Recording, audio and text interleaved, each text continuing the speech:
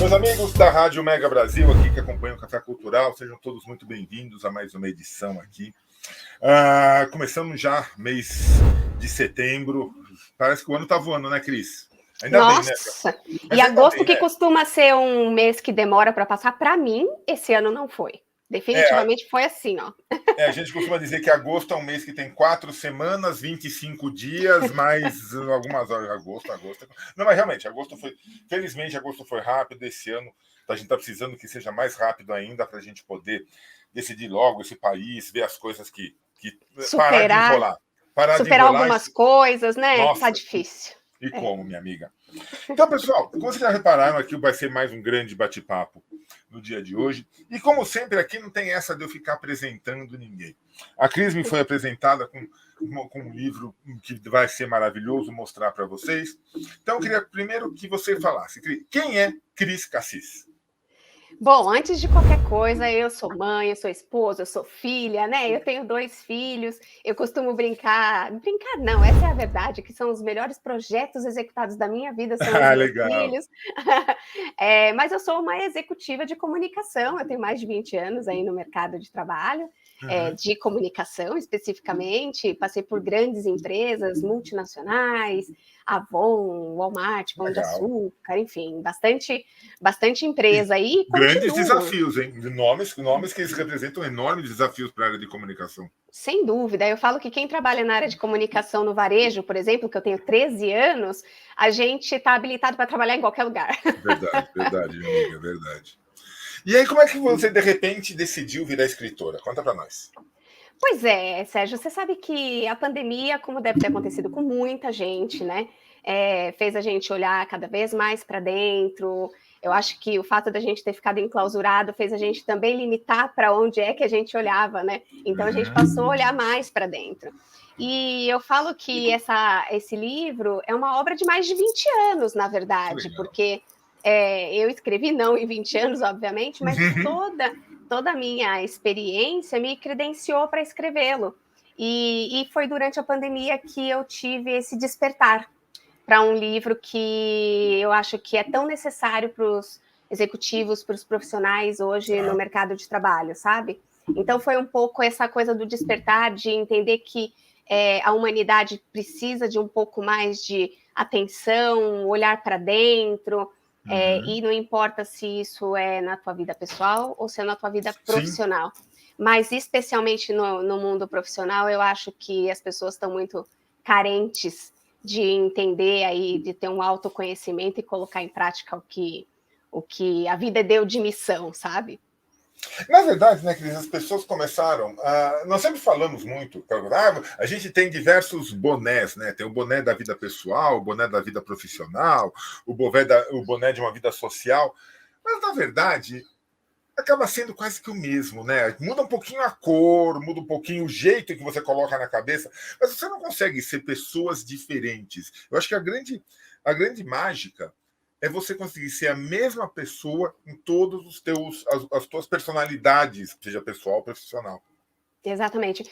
Uma das coisas que eu percebi muito nesses anos todos que eu venho trabalhando aí nessas grandes empresas e tal, é que a gente tem os nossos valores, Sérgio, e que a gente carrega os valores para quando a gente está em família, para quando a gente está entre amigos. Só que quando a gente está no mercado de trabalho, a gente se deixa levar pelos estereótipos que esse ambiente nos limita, sabe? E os estereótipos não são bons, né? E a gente deixa de usar os nossos valores ali. Então, a gente tem que parar com a ideia de que a gente vai vestir cada chapéuzinho em determinado momento, porque você vai sofrer. Né? A partir do momento que você abre mão dos teus valores, por exemplo, no ambiente de trabalho, muito provavelmente você vai sofrer. E aí você vai começar a ter inquietações. Então, eu acho que o primeiro movimento é a gente se autoconhecer. O autoconhecimento é fundamental para que a gente seja integralmente em qualquer lugar que a gente estiver. Tá, é verdade. E por que você escolheu esse título super legal, do ordinário ao extraordinário? E deixa eu já te fazer uma perguntinha. Você acha que em tudo a gente precisa ser extraordinário? Você sabe que o curioso é que as pessoas, quando pensam na palavra extraordinário, ou até mesmo na ordinário, tem algumas visões que são erradas. Porque o ordinário, às vezes, é visto como uma coisa muito ruim, E, na né? verdade, nem E não é sempre. verdade, é o nosso dia a dia. E o É a ordem, né? extraordinário... É a ordem. É a ordem. Você fazer as coisas na ordem, simplesmente. Tudo bem, pode ter, às vezes, sem muita criatividade. Mas vai Você está seguindo fazendo. o flow, você está seguindo o flow. Exato. Mas o extraordinário, ele também não precisa ser alguma coisa grandiosa. Nossa, eu sou o Elon Musk, eu Hum, sou... Né? Não é isso. Então, essa obra surgiu porque eu tinha importantes reflexões na minha vida em situações ordinárias. tá. Eu, por exemplo, quando a gente pegava aquele trânsito infindável para ir trabalhar, que graças a Deus isso diminuiu em muitas das empresas, Mas mas eu espero que não trabalhava... volte. Isso é uma coisa que eu não quero que volte, viu? Pois é, pois é. Eu trabalhava, para você ter uma ideia, eu trabalhava aqui em São Paulo, em Alphaville, e Uhum. morava em Interlagos. Então eu tinha um caminho imenso para É só, fazer. é só simplesmente do outro lado da cidade, mais nada. Relaxa. Exatamente. E aí, nesse ordinário do meu dia, no trânsito, eu sempre refletia muito sobre as coisas que vinham acontecendo no meu dia a dia, do trabalho e etc. E eram nesses momentos em que eu tinha normalmente um despertar, Tá. né? E aí eu percebi que no meu ordinário, no meu dia a dia, eu sou executiva de comunicação, eu trabalho para grandes empresas, eu trabalho com reputação das empresas, etc. Isso é um trabalho que eu presto para a empresa com muito prazer, muito bacana, mas é algo que não me preenche pessoalmente. Então, eu descobri dentro do ordinário da minha profissão que, por exemplo, me voluntariar como mentora na empresa me fazia muito bem e Tá. transbordava a ponto de ajudar o outro. Uhum. Então, eu entendi que no ordinário do meu dia a dia, no ordinário da minha profissão, eu achei um caminho extraordinário para preencher Show, show. aquilo que é um incômodo que às vezes a gente atribui a terceiros. Então, a gente atribui ao salário, a gente atribui ao chefe, a gente atribui à empresa, e às vezes esse incômodo nada mais é do que a gente descobrir qual é o nosso propósito, qual é o nosso, que aí eu chamo de extraordinário. Uhum. Nossa, perfeito. Porque na verdade é bem isso, né, Cris? A gente acaba entrando no, como você disse, no flow, nesse fluxo. E você vai fazendo. A hora que isso fica no automático, tá legal, eu já consigo levar minha rotina no automático. Gente, você aguenta isso um mês. E É, olhe lá. é Depois isso. começa a dar uma ansiedade, pelo menos para mim, aparentemente, a gente está na mesma vibração. Começa a dar uma angústia, né? Você fala, não, eu preciso de algo diferente, eu preciso fazer mais. E eu acho que é achar esse extraordinário dentro de cada um de nós, e é porque é diferente. Às vezes o É. extraordinário pode ser uma coisa grandiosa para um, pode ser uma coisa simplesmente, uma mentoria legal para um estagiário. Esse é o exemplo que eu dei, por exemplo, é um exemplo meu, é um dos extraordinários que eu descobri. Mas você sabe que no livro eu tenho depoimento de 12 profissionais. Tá. E tem uma história mais linda que a outra. Assim, de profissionais de TI que normalmente são mais fechados e de Uhum. repente se descobriu mais sociável e ajudando o outro. Mas uma história que eu gosto muitíssimo de falar, que foi o meu insight, assim, meu primeiro insight para trazer esses profissionais para o livro, foi do meu obstetra. O meu obstetra foi muito curioso, porque ele disse para mim que se ele pudesse, ele só faria partos. Ele é ginecologista e obstetra. Tá. E ele falou que se ele pudesse, ele só faria partos. E eu perguntei por quê. É uma pergunta até um pouco óbvia, porque é um nascimento, isso é legal e tudo É o mais, grande ok. momento da carreira do jovem deles. É o E, grande momento. e o médico, a gente já olha para o médico como se ele tivesse um extraordinário, né? Uhum. Mas olha que coisa curiosa, porque ele disse para mim, o dia a dia da ginecologia, tá tudo bem e tal, o parto é parte do meu dia a dia. Mas eu descobri que quando eu faço um parto, ele é muito técnico, ele é tenso e etc.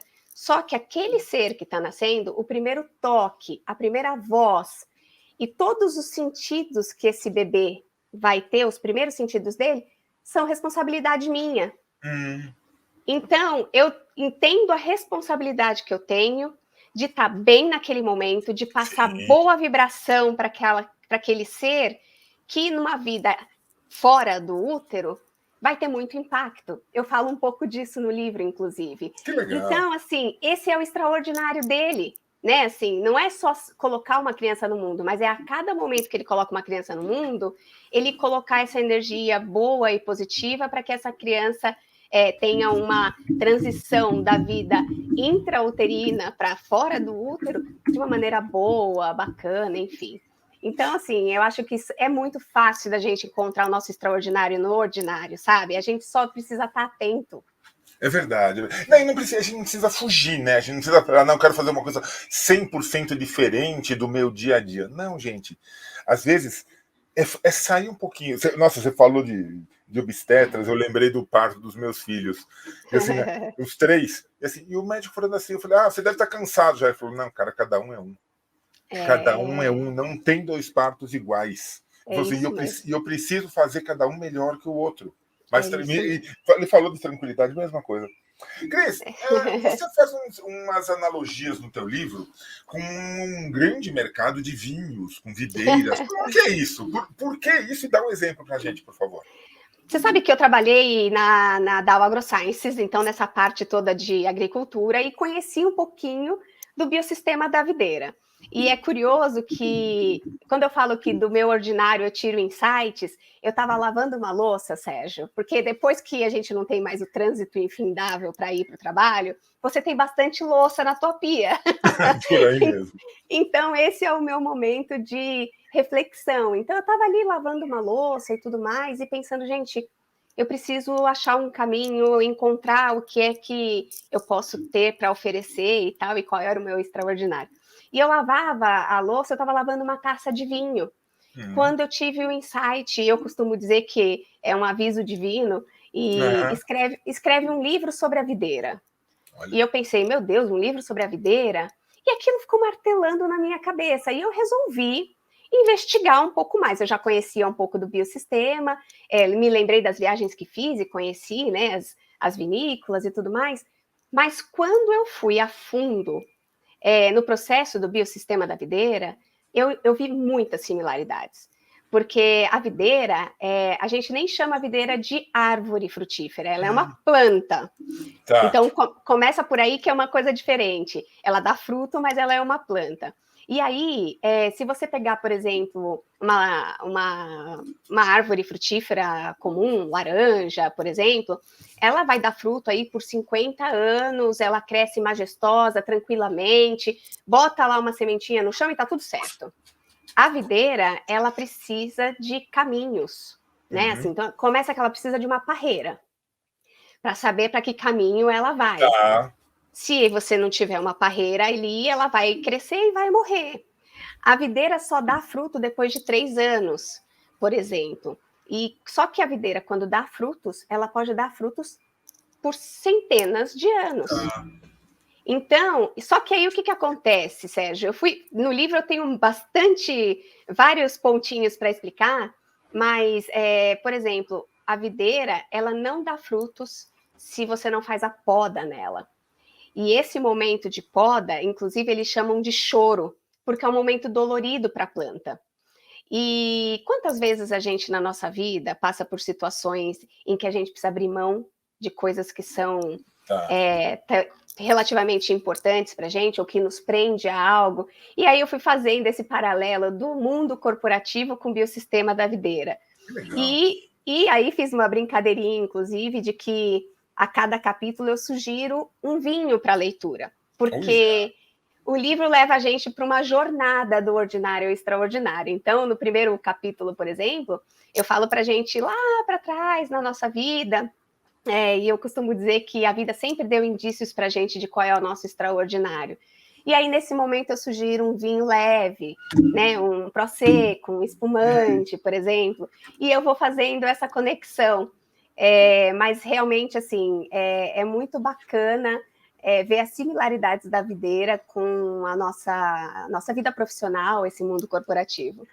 E a transformação, né, Cris? Porque, na verdade, se a gente for pensar, acho que ninguém pensa que aquela planta um dia vai estar, muito entre aspas, claro, mas dentro de uma garrafa na nossa mesa. Exatamente. E esses são os frutos. Essa transformação é muito gostosa.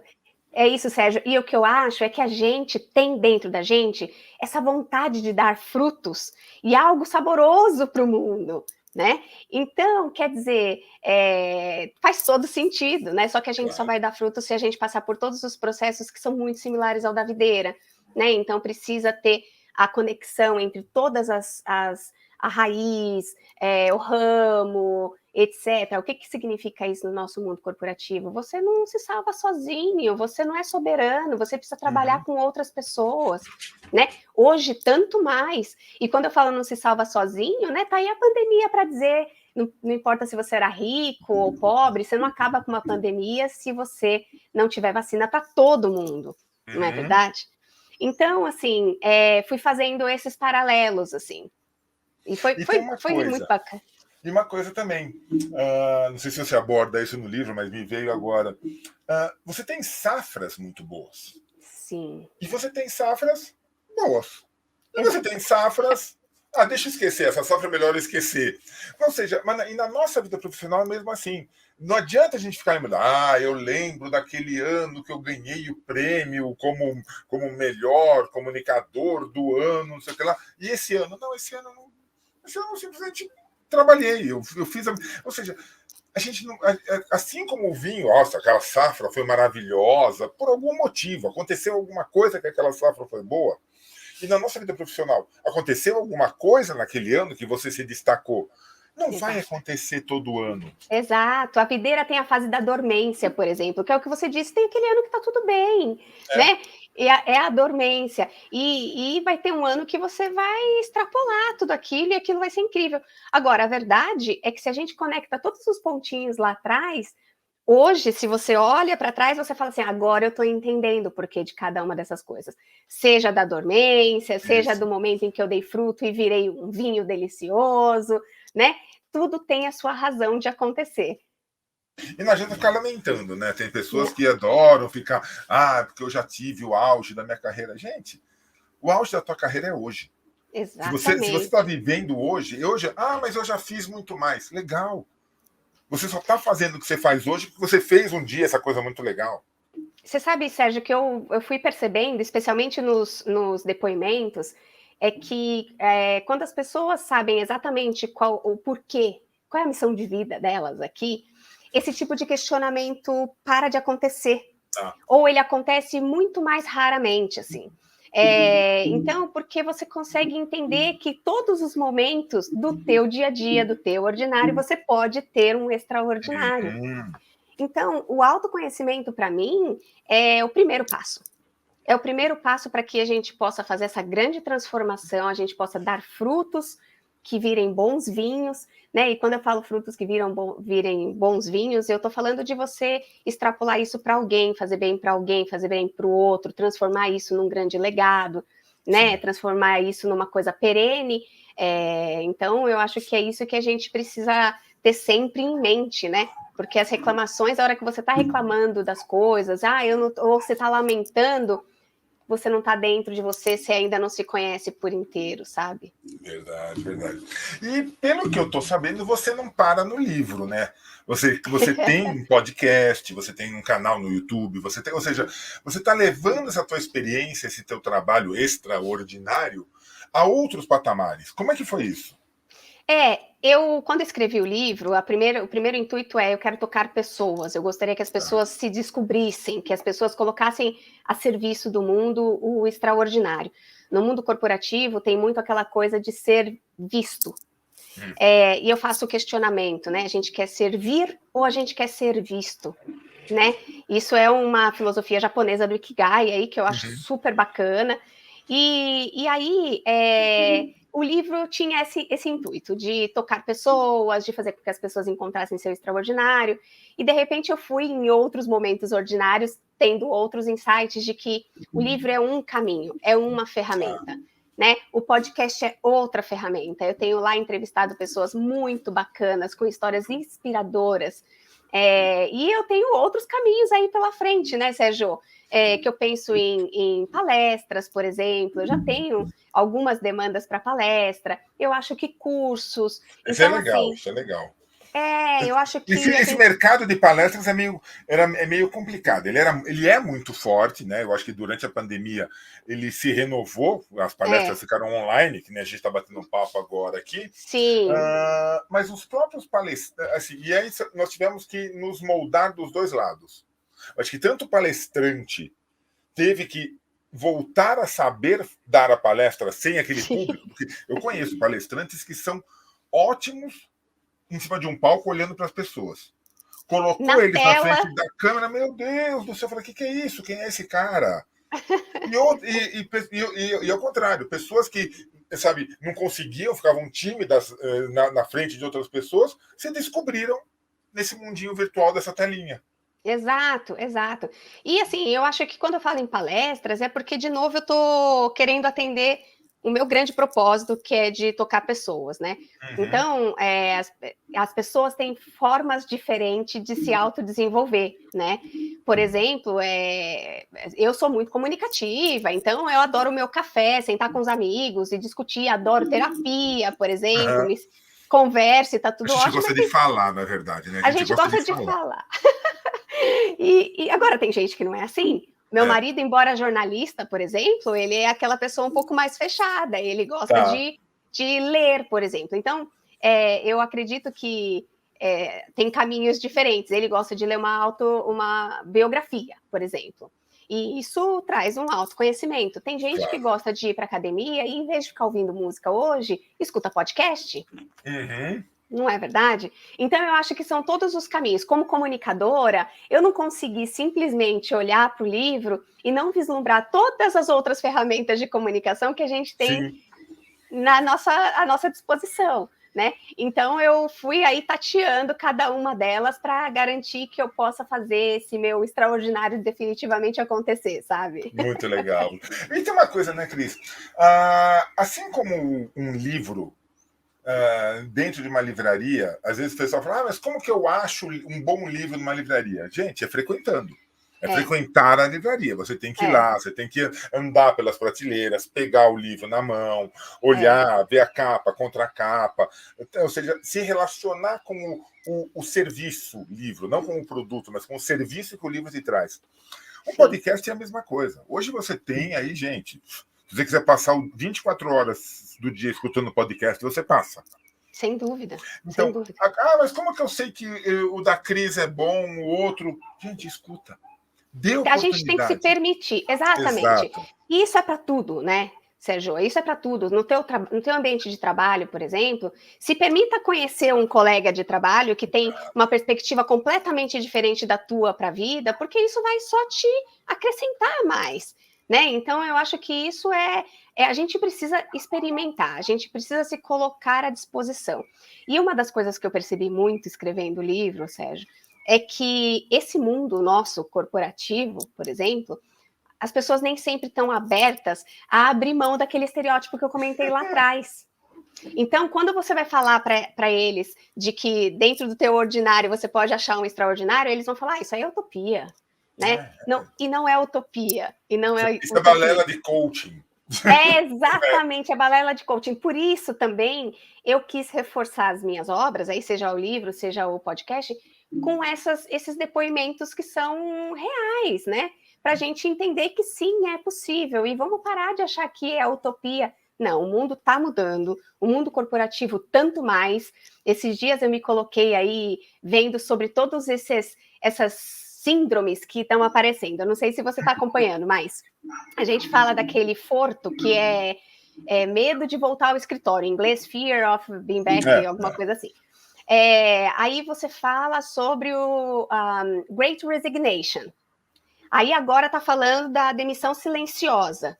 Percebe quantas coisas estão acontecendo no mundo corporativo, mas sempre envolvendo algo que está levando as pessoas a se olhar mais uma vez. Então as pessoas não estão permitindo mais viver o que elas viviam antes. Então, a partir do momento que elas começam a questionar que trabalhar 15 horas por dia é uma loucura, ou que trabalhar num ambiente tóxico é uma loucura, a hora que elas fazem isso, automaticamente elas estão indo para o caminho que muita gente fala que é utópico, e não é. né? Então a gente está fazendo uma transformação. Eu sou muito otimista. Eu quero acreditar que isso está acontecendo de verdade, sabe? Verdade. Não, e tem coisas, né, Cris, que a gente sempre falou, pré-pandemia.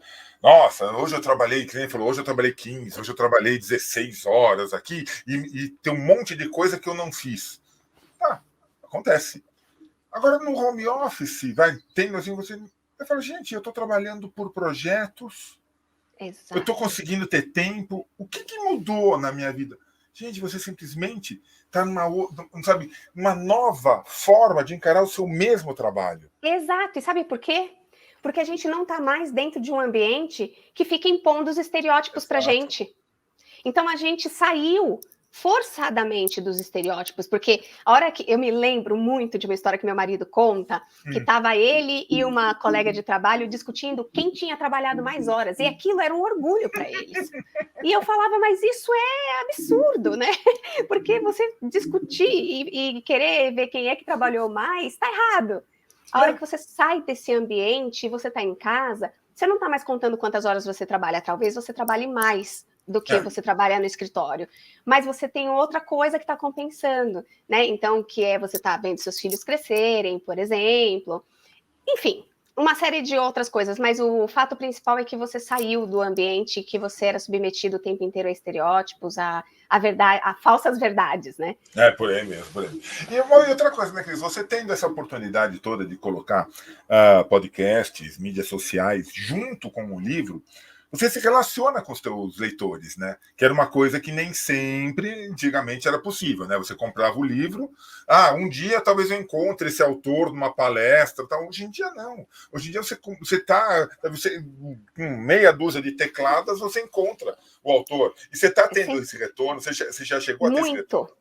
Muito. E assim, sabe uma coisa muito bacana e que eu tô adorando? É que, bom, eu tenho mais de 20 anos aí no mercado de trabalho. E aí, bom, você tem contato com as pessoas ali no LinkedIn, rapidamente, é o pessoal da Avon, que foi a primeira grande empresa que eu trabalhei e tal. Mas agora que eu comecei com o podcast, com o lançamento do livro, eu estou retomando inúmeros contatos que eu tinha lá no meu ambiente de trabalho, nas empresas em que eu trabalhei, e isso está sendo bacana porque eu estou resgatando coisas, como, por exemplo, as próprias mentorias. Hoje eu tenho colegas que me procuram, que trabalharam comigo, e que falam, vamos tomar um café? Queria poder ouvir um pouquinho de você. Olha só. E, assim, dentro do meu tempo, é o tipo de coisa que eu faço com o maior prazer e sem... não estou usando isso para me monetizar, sabe? Sim. Isso é o que realmente me faz feliz. Então, assim, eu estou retomando muitos contatos com o pessoal da Avon, do Pão de Açúcar, do Walmart, assim, está sendo uma delícia. Que legal, muito bom. É muito positivo a gente saber que a gente não somente produziu uma obra boa, uma obra extraordinária, mas como a gente está contente com isso, né? Está fazendo bem para você, quer dizer, ou seja, fez bem para você, para a pessoa Cris Cassis ter escrito essa obra e está fazendo esse trabalho. Isso é o mais importante. Porque muita gente escrevi um livro, tá legal, escrevi, nossa, é um sucesso, está vendendo pacas, mas a pessoa não está feliz. E você esse não é o extraordinário. Esse não é o Isso. extraordinário dela, né? Porque se ela está fazendo algo que ela não está feliz, não é o extraordinário, não é o propósito, não é a missão dela nesse mundo. Eu tenho para mim que quando eu passei eu assumi para mim que escrever para fora, né? Porque eu sempre escrevi muito para mim, eu tinha caderno, eu escrevia muito, isso é meu desde sempre. Quando eu passei a escrever para fora, falar para fora, aquilo me trouxe muita satisfação, muita alegria, e mais que isso, assim, eu descobri que eu realmente tinha alguma coisa para dizer que era importante para alguém. E então, assim, o teu trabalho, seja ele qual for, tem sempre alguma coisa importante para o outro. E aí, eu não sei você, mas nos meus depoimentos aqui, todos eles demonstram o quanto eles foram mais felizes quando eles descobriram que aquilo fazia bem, mas também atingia alguém positivamente, impactava positivamente e deixava os frutos dele, né? Meu Deus. Você conseguiu o livro aí para mostrar para gente, a capa do livro? Aqui, ó. Mostra para nós, por favor. Do ordinário ao extraordinário. Aqui, a gente começou falando disso, quase que eu mostrei para você. Não sei se vai dar para ver, mas aqui eu explico o que é o extraordinário. Que legal. Para a gente não começar a leitura fazendo essa confusão do que é ordinário e o que é extraordinário. Então, para ficar muito claro o que é, e que é algo simples para ser feito. Ah, muito legal, muito legal. Cris, como que as pessoas te acham? Como que as pessoas acham o livro? Faz todo o teu merchan aí, por Legal. favor. Não, legal, legal. Eu tenho um site que é ordinarioaoextraordinario.com.br. Lá eu reúno tudo, né? Um pouquinho de tudo. Então lá tem o meu podcast, mas no YouTube a gente encontra Extraordinários 4.0. No Instagram, cris.cassis. E no LinkedIn, Cristina Cassis. Muito Fácil legal. assim, sou super aberta e disponível, quero muito poder falar muito com as pessoas, descobrir histórias bacanas para eu poder contar no podcast e quem sabe escrever um segundo livro. Sem dúvida. Opa, por favor, não pare nisso. O livro está disponível por onde? Por enquanto, só no site, porque o lançamento Só no acontece dia site. 6, Tá. dia 6, e depois eu sou uma autora independente, estou fazendo Tá. tudo por conta por enquanto, então ele está no site disponível, e depois eu vou ter uma versão e-book. E quem sabe, legal. daqui a pouquinho a gente coloca nas grandes redes. Por aí também. Eu também. Os meus eu também fiz independente. Achei mais fácil. É. Nada contra as editoras, por Não. favor. Eu já entrevistei muitas aqui. Eu sei, conheço, reconheço e admiro o trabalho que as editoras têm, mas algumas têm um processinho bem complicado. Então, E eu acho às vezes um pouco cruel, porque a pessoa escreve, né? É tão bacana, e aí você deixa 60%, 70% para a livraria, para a editora, para não sei quem, você, né? Daí você vai na livraria e não sei se um dia você ainda vai fazer isso, que nem eu fiz. Por favor, eu queria tal livro. Um minutinho. 5 horas ali procurando. Não tem. Falei, não, mas engraçado, me falaram que tinha aqui na livraria. Não, sabe? Não sei. Às vezes dá um desgostinho. São coisas que a gente vai descobrindo quando começa a escrever um livro, viu? Verdade, verdade. Mas o pessoal encontra lá no site. Isso que importa. Ainda está na pré-venda, né? Até o dia 6 fica na pré-venda, 6 de setembro. A partir de setembro eu faço o lançamento à noite. Aliás, eu vou falar do lançamento aqui, que vai ser no dia 6 de setembro, ali no Shopping Parque da Cidade, no Pocket Studio, que é onde eu gravo o meu podcast, inclusive. Que legal. Das 6 às 10 da noite, eu vou estar lá. Vou ficar muito feliz se você puder ir, Sérgio. Se eu puder, vou sim. Se eu puder, vou sim. A partir de que horas? A partir das 6. Das 6 às 10 da noite. Isso. Legal. E aí eu vou fazer o lançamento lá, e a partir daí o livro está à disposição e entregando assim a todo vapor. Que maravilha. Te desejo muita sorte, com certeza vai ser fantástico. Obrigada. E não pare. Já que agora que você começou, agora que ligou esse carro, só acelerar, menina. Não pare mesmo. Eu quero agradecer muito o convite, eu fiquei muito feliz aqui, eu acho que o teu trabalho é incrível, as entrevistas são sempre muito ricas, e estar aqui para mim é um grande privilégio, assim. Então eu quero te agradecer também, agradecer quem está aqui ouvindo, assistindo a gente, e corre lá, gente, para o site, que ainda consegue pegar na pré-venda. É verdade. Cris, tendo novidades, tendo novas ideias, tendo novos projetos, tendo vontade de vir aqui tomar um cafezinho com a gente, só entrar em contato, sabe que a casa é tua, por favor, você vai ser sempre muito bem recebida para um bate-papo tão alegre e gostoso como foi esse. Obrigada, Sérgio, obrigada. E a todos vocês que ainda acompanham aqui o Café Cultural da Rádio Mega Brasil, rádio, TV, internet, aqui é tudo. O pessoal às vezes fala assim, mas tem imagem, não é rádio? Eu falei, é tudo, aqui é rádio, é TV, a gente faz tudo. Muito obrigado pela companhia, e a gente volta semana que vem com mais um Café Cultural. Valeu, obrigado, Cris, tchau, tchau. Até mais, tchau, tchau.